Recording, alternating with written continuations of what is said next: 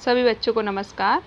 ये maths class 9th प्रश्नावली 1.1 संख्या पद्धति है।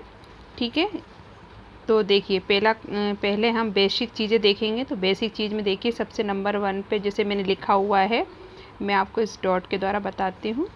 ये लिखा हुआ है 1 2 3 4 5 डेट डेस डेट डेस। ठीक है, इसका मतलब है 1 से लेकर 100 से आगे जितनी भी काउंटिंग होती है स्टार्टिंग होती है 1 से, तो ये होती है प्राकृतिक संख्या। ठीक है, ये 9th क्लास में हम पढ़ रहे हैं, इससे पहले हम समझ चुके हैं इन सब चीज़ों को, लेकिन हम 9th में थोड़ा सा बेसिक चीज़ें 4-5 चीज़ें इसलिए समझ रहे हैं क्योंकि प्रश्नावली का नाम है संख्या पद्धति, और ये सारे क्वेश्चन जो भी आगे आएंगे वो इन्हीं से संबंधित आएंगे। जैसे कि याद रखिएगा विशेषकर 1 से 100 तक, 1 से आगे जितनी भी गिनती आती है वो सब हमारी प्राकृत संख्याएं होती हैं। ठीक है, नेक्स्ट है 0 1 2 3। देखिए प्राकृत संख्या तो सेम है, लेकिन उसमें आगे क्या आ गया 0।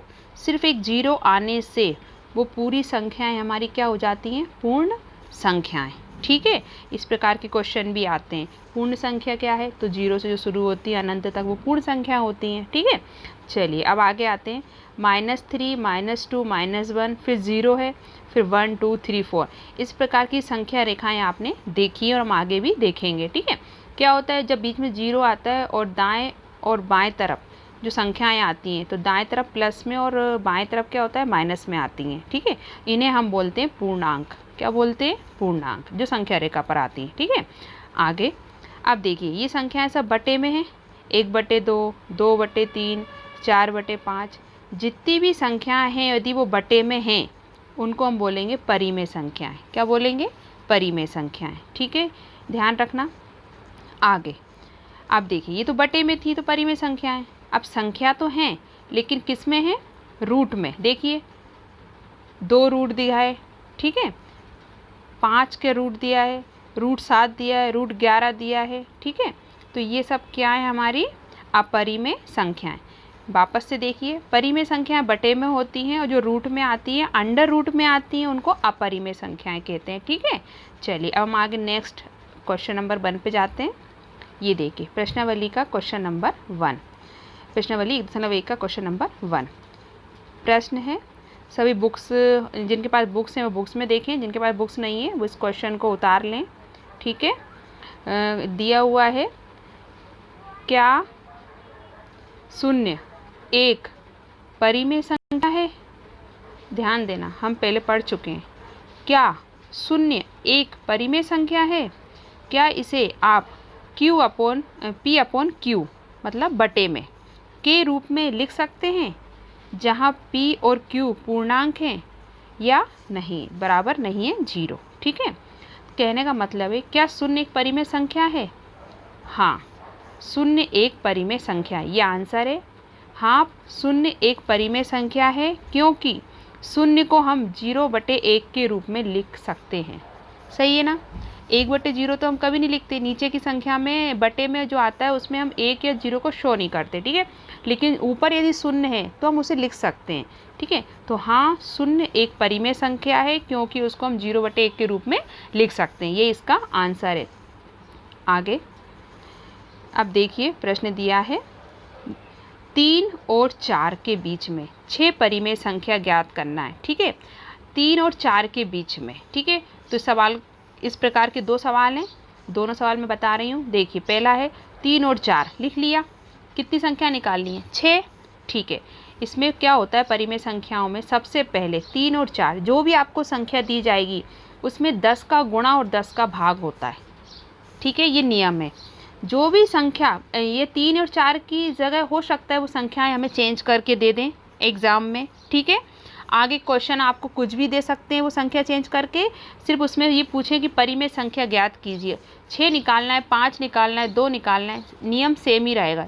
जो इस सवाल में हम समझेंगे वही सेम सवाल दूसरा भी है, सेम विधि है। आप जब कॉपी में करके देखेंगे ना तब आपको समझ में आएगा। ठीक है, तो देखिए 3 और 4, 6 निकालना है। सबसे पहले जो भी संख्या आपको दी जाएगी उनमें 10 का गुणा करना है और 10 का भाग, जैसा कि मैंने किया है।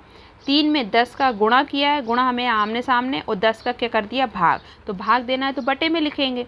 ऐसे ही हमने 4 के साथ किया है। देखिए 4 × 10 बटे 4/10 इंटू 10। ठीक है, अब देखिए 10 का 3 में गुणा करेंगे तो क्या हो जाएगा 30, और 10 का नीचे 10 ही आएगा।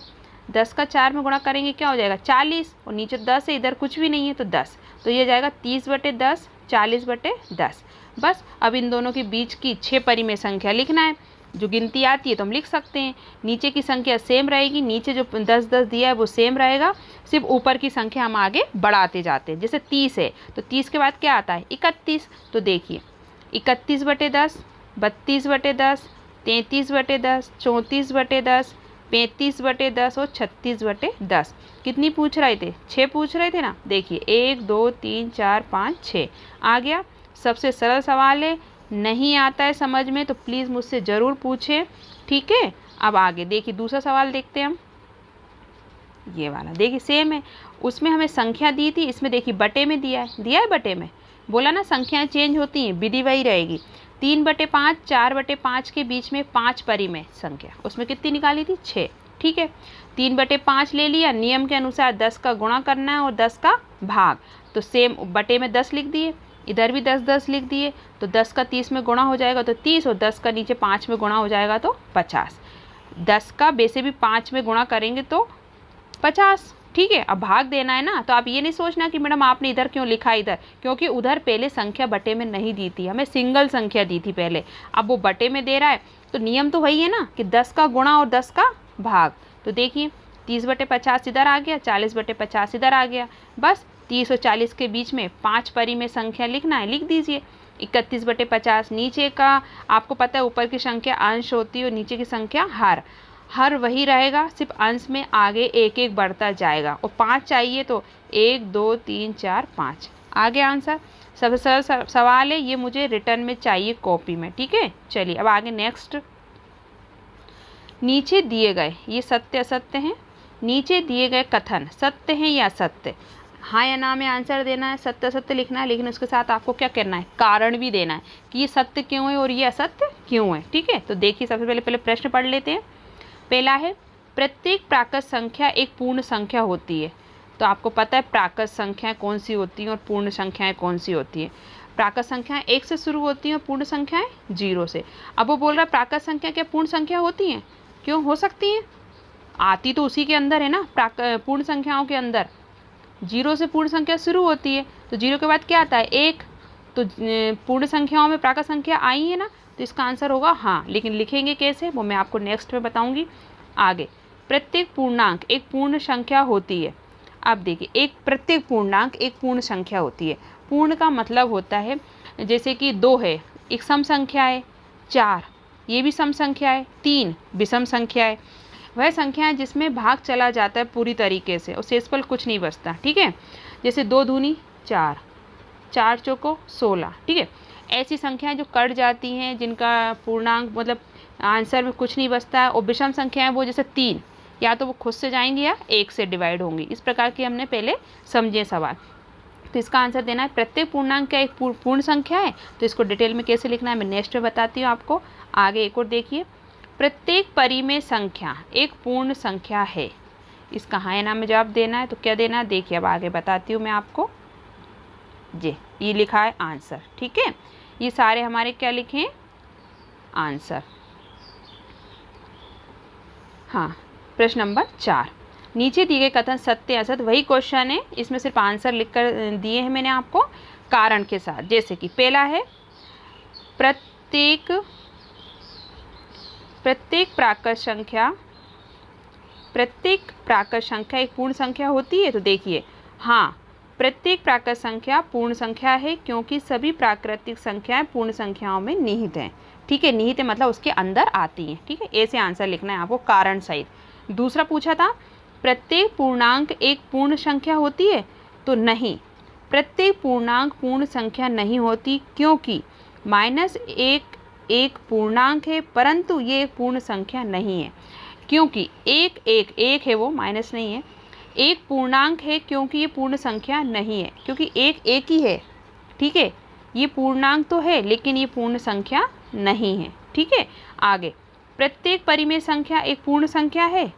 नहीं, प्रत्येक परिमेय संख्या पूर्ण संख्या नहीं होती है, क्योंकि 1/2 एक परिमेय संख्या है, परंतु ये एक पूर्ण संख्या नहीं है। ठीक है, क्या प्रत्येक परिमेय संख्या एक पूर्ण संख्या? परिमेय संख्या मतलब जो बटे में आती है, मैंने बताया था ना, और जो रूट में आती है वो होती है अपरिमेय संख्या। तो क्वेश्चन था कि प्रत्येक परिमेय संख्या एक पूर्ण संख्या है? नहीं, प्रत्येक परिमेय संख्या पूर्ण संख्या नहीं होती है, क्योंकि 1/2 एक परिमेय संख्या है और यह एक पूर्ण संख्या नहीं है। ठीक है, तो इस प्रकार हमने प्रश्नावली 1 के 4 क्वेश्चन किए हैं। ये अभी सब कॉपी में आपको कंप्लीट करना है। वीडियो को रोककर आपको कॉपी में लिखना है हर क्वेश्चन के आंसर को। जैसे मैंने समझाया है, इसको आप बार बार सुने, नहीं समझ में आए तो मुझे बताएं। ठीक है, कॉपी में ज़रूर होना चाहिए।